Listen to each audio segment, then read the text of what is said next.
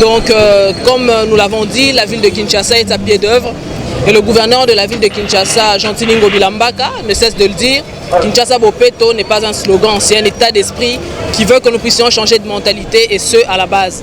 Alors il est question que nous puissions tous nous retrousser les manches, étant donné que Kinshasa Bopeto est une affaire de tous. Et personne n'est en reste.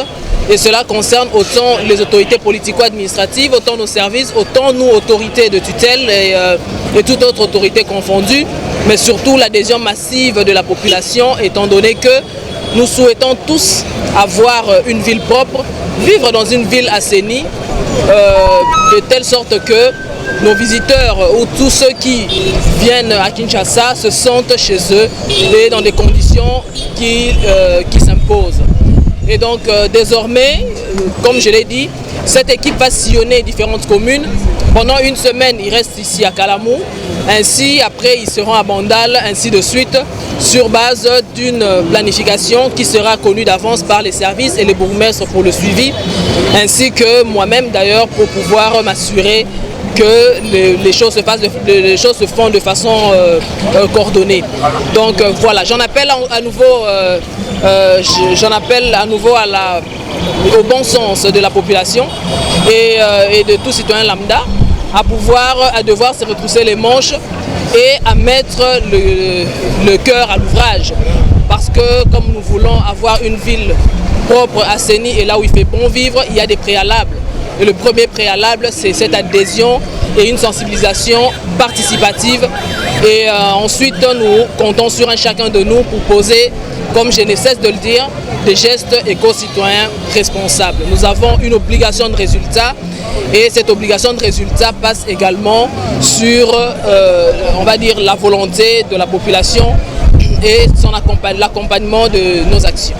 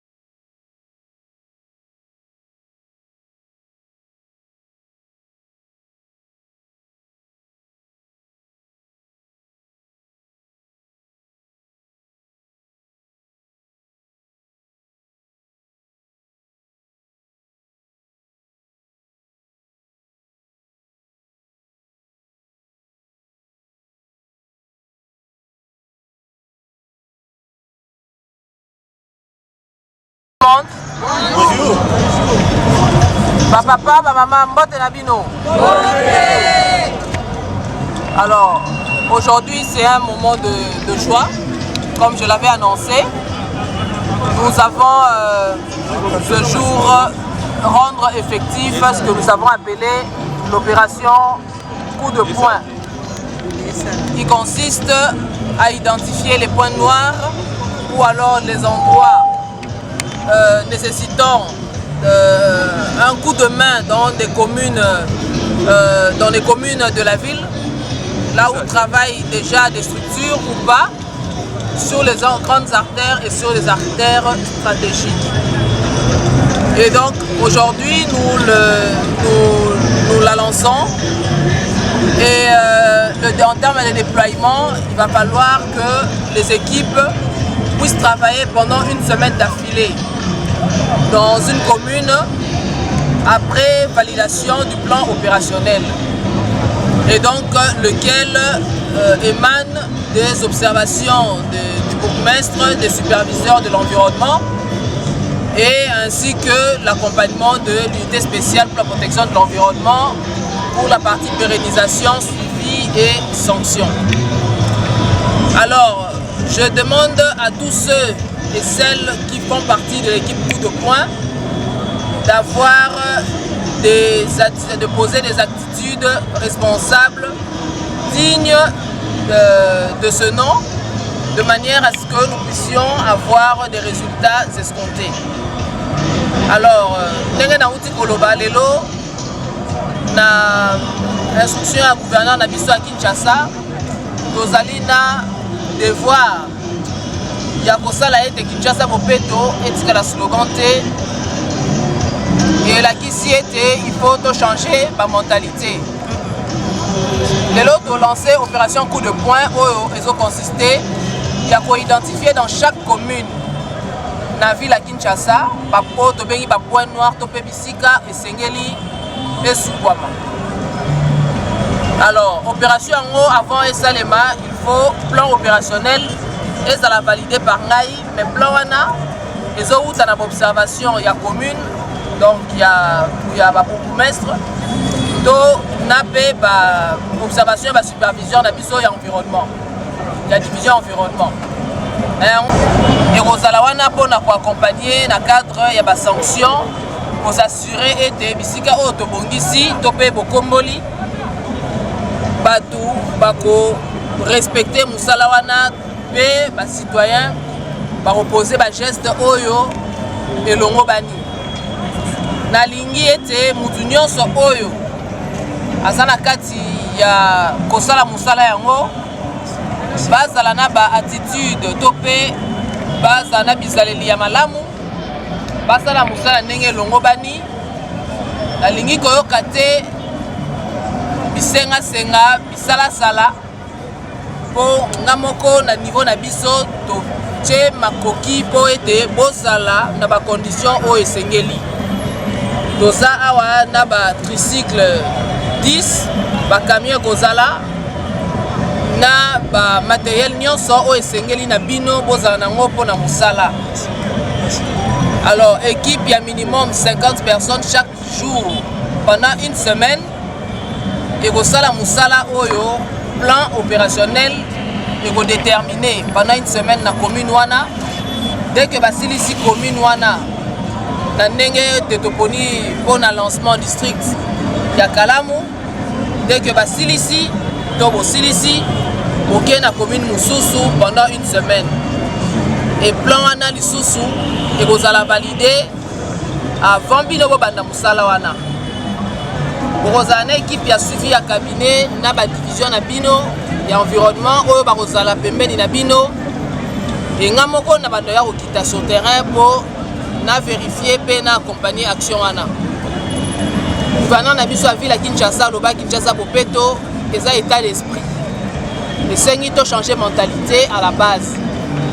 Donc geste nyonso oyo ekopesa biso lokumu te to po ekopesanga lokumu te to ekopesa gouverneur na biso lokumu te moto wana akozwa mbano na ye. Na rappele lisusu na ba superviseur ya environnement oyo bakozala wana mpona suivi na bino sur terrain to pe superviseur ya équipe ya coup de poing bazala en étroite collaboration pour résultat oyo tozolukande résultat ezala na terrain. J'espère que nako ko compter sur moko moko na bino na yango nasengi pe na bino en même temps bozosala musala pour sensibiliser population ya ko accompagner to ko respecter musala oyo bozala bosali.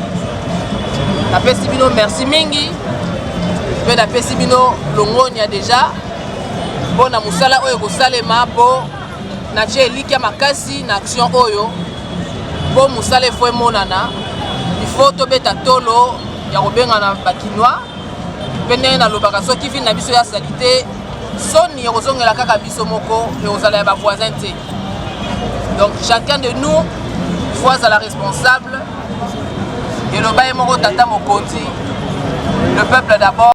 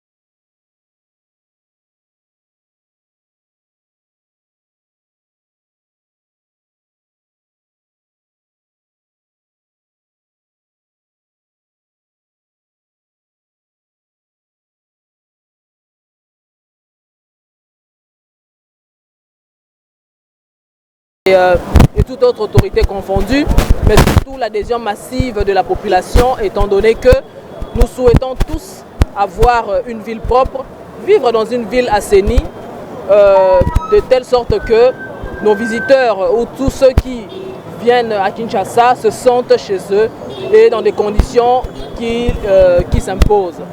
Et donc désormais, comme je l'ai dit, cette équipe va sillonner différentes communes. Pendant une semaine, ils restent ici à Kalamou. Ainsi, après, ils seront à Bandal, ainsi de suite, sur base d'une planification qui sera connue d'avance par les services et les bourgmestres pour le suivi, ainsi que moi-même d'ailleurs pour pouvoir m'assurer que les choses se font de façon coordonnée. Donc voilà, j'en appelle à nouveau, au bon sens de la population et de tous citoyens lambda à devoir se repousser les manches et à mettre le cœur à l'ouvrage. Parce que comme nous voulons avoir une ville propre, assainie et là où il fait bon vivre, il y a des préalables. Et le premier préalable, c'est cette adhésion et une sensibilisation participative. Et ensuite, nous comptons sur un chacun de nous pour poser, comme je ne cesse de le dire, des gestes éco-citoyens responsables. Nous avons une obligation de résultat et cette obligation de résultat passe également sur, on va dire, la volonté de la population et l'accompagnement de nos actions. Merci. Alors, les lots, ndenge na lobby, toye awa naza na esengo makasi, tobengi opération coup de poing. Opération coup de poing eza nini? Eza toloba action, équipe d'action ou d'intervention rapide et environnement en termes ya misala. Oyo qui sera désormais dans la commune, baza déployé, baza na ba tricycle une dizaine. Bon, on a bango balati ba uniforme, bazo sala musala o elongo bani bisika oyo ils nécessité coup de poing installé. C'est-à-dire que bazo sala musala la bourgmestre ba service na biso ya environnement, la division ba superviseur na unité spéciale de protection environnement pour na partie à contrôler ba nani oyo ba respecter musala wana to banani ba respecter te ba ba respecter te ba so mbalo na bango. Ville na biso ya Kinshasa eza biso nyonso. Gouverneur na biso ya ville ya Kinshasa Jean-Claude Ngobilambaka alobaka yango Kinshasa eza état d'esprit oyo senga to changer mentalité eza affaire ya yo ya nga ya biso nyonso. Et je pense que à partir ya lelo mutu nyonso esika ezwame lié ndenge na lobaka kin eza ya bana kin mutu obangisa muninga azati soki ville na biso eza salité soni eza kaka ya biso moko eza ya voisin te. Il faut mutu nyonso appuyer ba manche na ye asukola ndinga na ye to pe tina 10 mètres liboso ya epa na yo eza na responsabilité na yo. Tango ozolela ke kin eza salité sala sûreté liboso epa na tina 10 mètres obongisi. Soki mutu nyonso azobongisa 10 mètres liboso epa na ye ville na biso kozala propre.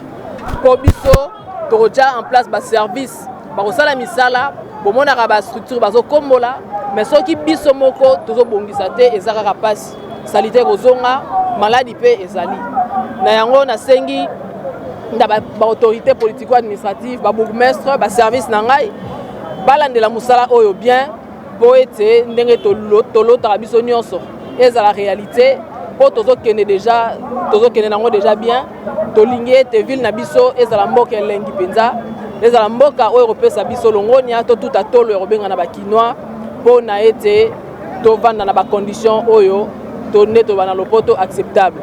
Merci. Tikoloba nalobi accompagnement ya bourgmestre aza responsable ya ba chef de rue na ba chef de quartier. Dans toute l'opération na commune na ye, c'est-à-dire il faut y à sensibiliser ba service nyonso eza autour na ye. Ba chef de rue, eza chef de quartier, musala auto ko sala eko kitati na ba quartier. Tant ou toche ba superviseur et environnement, ba superviseur environnement ba travaillera directement na ba chef de rue na ba chef de quartier pour il faut ba déceler bisika oyo ba point noir wana ezali. Ba pesi rapport ba sangisi yango na bourgmestre ba tingelinga rapport wana to poni plan opérationnel, c'est-à-dire que na sali bango confiance ba sali musala na base eza ba chef de rue, ba chef de quartier. Na yango soki misala esalemi pérennisation ezala assurée par ba bourgmestre ba superviseur ou bazana ba commune wana ba chef de rue na chef de quartier. Pour équipe autant et ça une semaine et sali moussa na point noir wana ekei na commune Moussousou. Pour elles ont dans la même commune il faut 6 semaines. Donc ça veut dire que tant baroyape barobandela ka place morote ba faut pas que place Moussousou pour ba capitaliser l'action. Donc na yango na bendi lisusu matoi na ba chef de rue, ba chef de quartier, na sengete ba bourgmestre nyonso. Baza déjà au courant, c'est ça qui va déjà baza sensibiliser. Il faut assurer pérennisation de l'action au todo sala parce que eza et pas na bango, eza na ba commune na bango.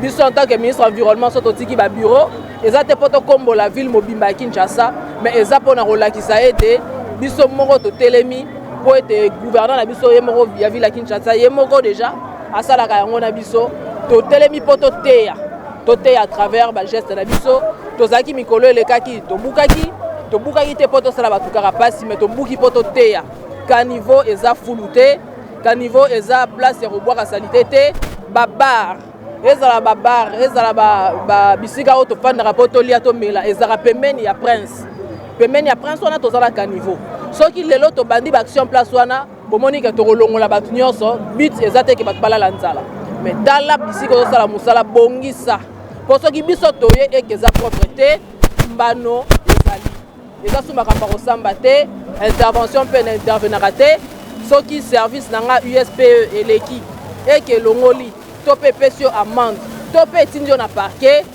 mutu oyo arolela yo moko arolela kanga te arolela na mutu mususu te donc mutu nyonso à se prendre en charge et le baïmo le sphinx toza na sima à droite ligne ya vision à chef de l'État pour combattre l'action et l'environnement, ils ont combattre l'action et Yemoko, Yemei, Mokondi, Yavila, Mboka Congo.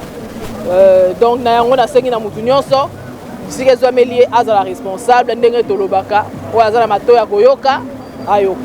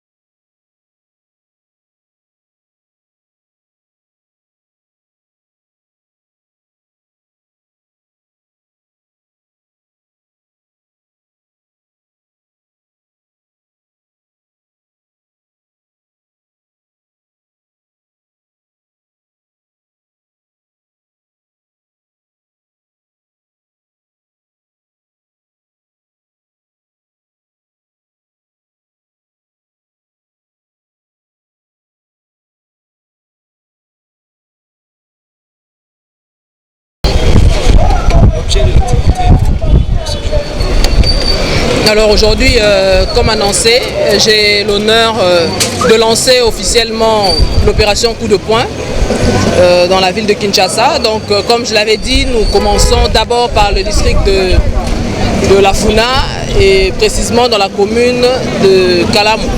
Ici nous sommes à la place Victoire. En fait cette opération consiste, c'est un peu comme une intervention, une équipe d'intervention rapide qui prend possession de la commune pendant une semaine et identifie déjà par avance les points noirs, donc des points qui nécessitent à être récurés à fond. Et donc sur base des observations, évidemment des recommandations du bourgmestre, des superviseurs de mes divisions de l'environnement communal ainsi que de l'USPE pour le suivi, le contrôle et surtout la répression. Donc ensuite ce plan est validé par moi-même afin que ces équipes puissent travailler à des endroits connus d'avance par les bourgmestres, par mes équipes de suivi, par l'équipe USPE pour pouvoir assurer justement la pérennisation de ces actions après opération. Donc comme nous l'avons dit, la ville de Kinshasa est à pied d'œuvre et le gouverneur de la ville de Kinshasa, Jean-Tini Ngobilambaka, ne cesse de le dire. Kinshasa Bopeto n'est pas un slogan, c'est un état d'esprit qui veut que nous puissions changer de mentalité et ce à la base. Alors il est question que nous puissions tous nous retrousser les manches étant donné que Kinshasa Bopeto est une affaire de tous et personne n'est en reste. Et cela concerne autant les autorités politico-administratives, autant nos services, autant nous, autorités de tutelle et toute autre autorité confondue, mais surtout l'adhésion massive de la population, étant donné que nous souhaitons tous avoir une ville propre, vivre dans une ville assainie, de telle sorte que nos visiteurs ou tous ceux qui viennent à Kinshasa se sentent chez eux et dans des conditions qui s'imposent. Et donc désormais, comme je l'ai dit, cette équipe va sillonner différentes communes. Pendant une semaine, ils restent ici à Kalamou. Ainsi, après, ils seront à Bandal, ainsi de suite, sur base d'une planification qui sera connue d'avance par les services et les bourgmestres pour le suivi, ainsi que moi-même d'ailleurs pour pouvoir m'assurer que les choses se font de façon coordonnée. Donc voilà, j'en appelle à nouveau au bon sens de la population et de tout citoyen lambda à devoir se retrousser les manches et à mettre le cœur à l'ouvrage. Parce que comme nous voulons avoir une ville propre, assainie et là où il fait bon vivre, il y a des préalables. Et le premier préalable, c'est cette adhésion et une sensibilisation participative. Et ensuite, nous comptons sur un chacun de nous pour poser, comme je ne cesse de le dire, des gestes éco-citoyens responsables. Nous avons une obligation de résultat et cette obligation de résultat passe également sur, on va dire, la volonté de la population et l'accompagnement de nos actions. Merci. Toye awa naza na esengo makasi ya kolancer oyo tobengi opération coup de poing. Opération coup de poing eza nini? Eza toloba action, équipe d'action ou d'intervention rapide et environnement en termes ya misala. Oyo ezokitaka désormais na ba commune baza déployer baza na ba tricycle une dizaine. Bomona bango balati ba uniforme bazo sala musala oyo elongo bani bisika oyo ezo nécessité coup de poing esalema. C'est-à-dire que bazosa musala la bourgmestre ba service na biso ya environnement ba division ba superviseur na unité spéciale de protection environnement pour na partie ya contrôler ba nani oyo ba respecter musala wana to ba nani ba respecter te ba respecter te bazo mbano na bango. Ville na biso ya Kinshasa eza biso nyonso. Gouverneur na biso ya ville ya Kinshasa Jean-Tini Ngobilambaka alobaka yango Kinshasa Bopeto eza état d'esprit. Ozo senga to changer mentalité. Eza affaire ya yo yanga ya biso nyonso. Et je pense que à partir ya lelo mutu nyonso esika ezwame lié ndenge na lobaka kin eza ya bana kin mutu obangisa muninga azati. Soki ville na biso eza salité soni eza kaka ya biso moko. Eza ya voisin te. Il faut mutu nyonso applier ba manche na ye asukola. Nzinga na ye to pe tina 10 mètres liboso ya epa na yo eza na responsabilité na yo. Tant ozolela ke kin eza salité zala surete liboso epa na oti na 10 mètres obongisi. Soki mutu nyonso azobongisa 10 mètres liboso epa na ye, ville na biso ekozala propre. Po biso tokotia en place ba service bakosala misala bomonaka ba structure bazokombola mais soki biso moko tozobongisa te eza kaka pasi salite kozonga maladi pe ezali na yango nasengi ba autorité politico administrative ba bourgmestre ba service na ngai balandela musala oyo bien po ete ndenge tolotaka biso nyonso eza la réalité po tozokende nango déjà bien tolingi ete ville na biso ezala mboka elengi mpenza ezala mboka oyo ekopesa biso longonia totuta tolo ekobenga na bakinois mpo na ete tovanda na bacondition oyo nde toba na lopoto acceptable. Merci. Na bitolo oyo kolekile tuna mpona oyo etali bakonzi ya tina baquartier ozolanse bango message fort parce que bakino balobaka bobandaka kaka boye babandaka kaka bolobi nango balembi tomoni oyoma obiti na terrain otiki bureau ya climatiseur ozoyebisa bachef de la rina bachef de quartier nini na oyo etali sensibilisation yango nauti koloba nalobi accompagnement ya bourgmestre aza responsable ya bachef de rue na bachef de quartier tant osala l'opération na commune na ye c'est-à-dire il faut y à sensibiliser ba service nyonso eza autour na ye ba chef de rue ezala chef de rue ezala chef de quartier musala oyo tokosala ekokita ntina ba quartier ntango totie ba superviseur ya environnement ba superviseur environnement batravaillera directement na ba chef de rue na ba chef de quartier mpo il faut badéceler bisika oyo bapoint noir wana ezali bapesi rapport basangisi yango na bourgmestre batindeli nga rapport wana toponi plan opérationnel, c'est-à-dire que na sali bango confiance, basali musala na base eza ba chef de rue, ba chef de quartier. Na yango soki misale salemi. Pérennisation et ezala assurée par ba bourgmestre, ba superviseur ou bazana ba commune wana, ba chef de rue, na ba chef de quartier. Pour équipe otango ye et sali une semaine et sali musala ba point noir wana ekei na commune mususu. Pour ezonga na même commune, il faut 6 semaines. Donc ça veut dire que tant baroyape barobandela kaka place morote ba faut ba ke place mususu po ba capitaliser ba bourgmestre ba capitaliser ba action oyo donc na yango na bendi lisusu matoi na ba chef de rue ba chef de quartier na sengete ba bourgmestre nyonso baza déjà au courant c'est ça qui bango déjà baza sensibiliser il faut ba assurer pérennisation ya ba action oyo tozo sala parce que eza epa na bango eza na ba commune na bango biso en tant que ministre environnement soto tiki ba bureau eza te poto kombo la ville mobimba Kinshasa mais eza pona rolakisa ete biso moko to telemi po ete gouverneur na biso ye moko ya ville Kinshasa ye moko déjà asalaka yango na biso to telemi poto teya à travers ba geste na biso tozaki mikolo elekaki to bukaki te poto sala batukaka pasi mais to buki poto teya ka niveau eza fuluté ka niveau eza place ya boire à salité te babar ezala babar ezala ba bisika oto fanda rapoto lia to mela ezala pembeni ya prince